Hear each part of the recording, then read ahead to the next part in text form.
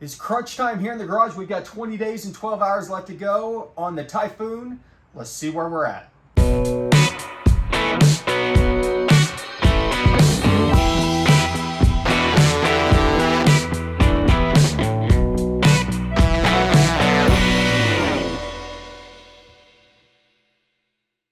What is going on, everybody? Welcome back to the garage, and as you can see, it is an absolute complete tornado destroyed wreck, and that is because we are scrambling to get the Typhoon done in these next 20 days. There is so much that we're in the middle of, and we're going to start doing some countdown days here, updates, let you guys know where we're at, what's going on, give you an idea of where the Typhoon's at. I think we're going to make it. We're somewhat close. Bunch of small things are popping up that are causing us to take a long time to get things done. And so if I see if I can take this thing over and show you what all we've got going on over here. Over here we've got kind of our primary wiring station where we've got all of our diagrams out here that we've been doing a lot of wiring, getting everything ready. You can see the coils are still not on the truck. Over here, we've got auxiliary wiring stuff, specifically the Fuel Tech stuff that's actually been installed, but we're still working on that. And then here's a lot of bolts and various hardware that came off of it that we've been cleaning up using the ultrasonic cleaner. I mean, I'm telling you, there's just so much stuff everywhere. We still have the transmission out, and there's a reason for that. There's the old one. There's our new Performer built. There's the adapter to go to the transfer case. And the big thing about it is right now, I'm banging my thing against everything here, is that I've got to install a reluctor ring on the output shaft of this transmission. That way we can get a speed sensor off of it. Then, of course, I've still got to wire this thing into the Fuel Tech. You're going to see in the engine bay here, let me see if I can get around here so you can see what's going on. We'll turn the light on.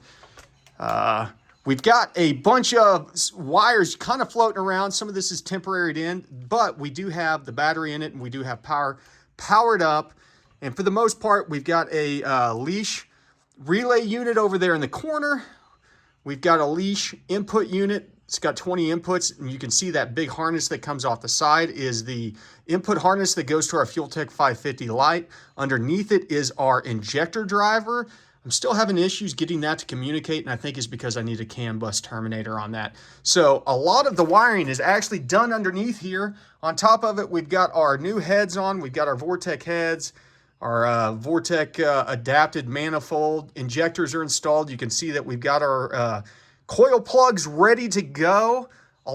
We are so close, so close. The exhaust manifolds are on there. We still have to put the turbo on over there. Everything is getting there. So theoretically, we could have this thing up and running here like this weekend, Memorial Day weekend. Do have a lot of cleaning up to do on the wiring, but a lot of the wiring, let me grab the light here, is already loomed up. As you can see back there, loomed, wrapped, good to go. Some of that stuff, those purple wires back there, there's only about 6 inches that need to be wrapped up. They're wrapped up beyond there. And then some of these colored wires, red, orange, yellows, those are powers that are going over to our relay modules. And as you can see, our relays are already labeled. So we've got fuel pump, AC, fan, injector, intercooler pump, and the coils. And then over here we got temporary relay, which is our main power relay that goes whenever the ignition, the factory ignition turns on, it turns on the ECU. On top of all of that, the majority of the stuff is wired in for the factory gauges. There's a couple small things that may not be set up quite yet.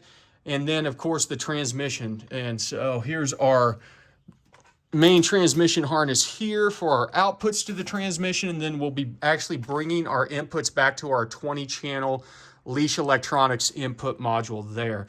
So a lot of piddly stuff, a lot of small stuff. Still have to get the AC compressor set up on here, have to get our new electric fans put on, but we've got our new water pump, and then down below, we've got our new balancer, which you can't really see. But a lot of this stuff has just been taking more time than normal because I've actually been spending more time than normal to try and kind of do things right. And on top of everything else, let me come around here and open up the door. You can see, hey, yep, power is hooked up. Everything works as far as that goes. And we've just kind of got our Fuel Tech module temporary right now. It'll end up being in the glove box whenever it's all said and done.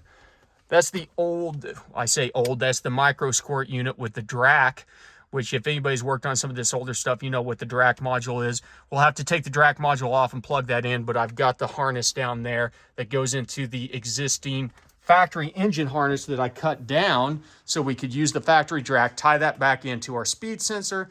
That will give us our speed to our speedometer, to our ABS system, which we're actually leaving on here right now. And we will also have one that we can bring back to our ECU to get our speedometer, our speed back to the ECU. So about everything should be working on the factory setup. Engine temp should work. Fuel is working, which is nice. That means I haven't messed up anything on the fuel. You can see we still have a quarter tank. I still need to drop the tank.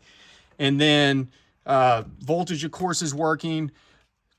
I have a wire that I need to hook into the harness down there from the ECU that will do our output for our tachometer. And then our boost I have not tied in yet because that normally splices off of the factory map sensor. But all of that should be good to go. But the fact that we're to this point and we're not lighting any fires has been somewhat relieving, because you never can tell whenever you go ahead and hook something up if you're going to spark check something, etc. And so just a lot of small things, a lot of piddly, small, annoying things that we're going to have to get set up to finish this thing out as this timer counts down. So we're pretty much wrapped up for today. Tomorrow we're going to be diving into more wiring stuff, getting the wiring finished up. And whenever I get all the wiring done, I'll kind of do an overview of how we approach the wiring, because it's a very in-depth process, specifically when you're using a factory ECU or a factory engine harness. And what I did cut out, in fact, I've got a big box over here just full of relays and wires. I won't even bother. Just a bunch of stuff that we pulled out and cut out of the harness that we weren't going to need because we were adding the relay module that would take over things like fuel pump, fan control. Well, not even fan control, but like intercooler pump control, stuff like that. And using the standalone ECU to trigger all that stuff. So we'll talk about that more as we go down the road. We do have the base tune flashed into the ECU right now, but as I said, we're not talking to the injector control module. We've got to get that sorted out.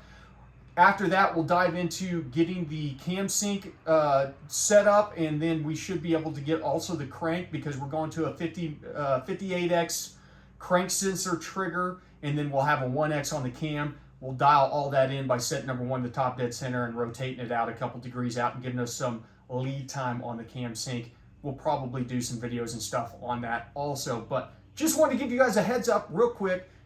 20 days left, 20 and a half technically, but we're going to wipe out 12 hours and start tomorrow. There will probably be 19 and 24 over here whenever we start doing some more updates. You guys know the drill. Thanks for stopping by the garage. Remember, ABT, always be tuning.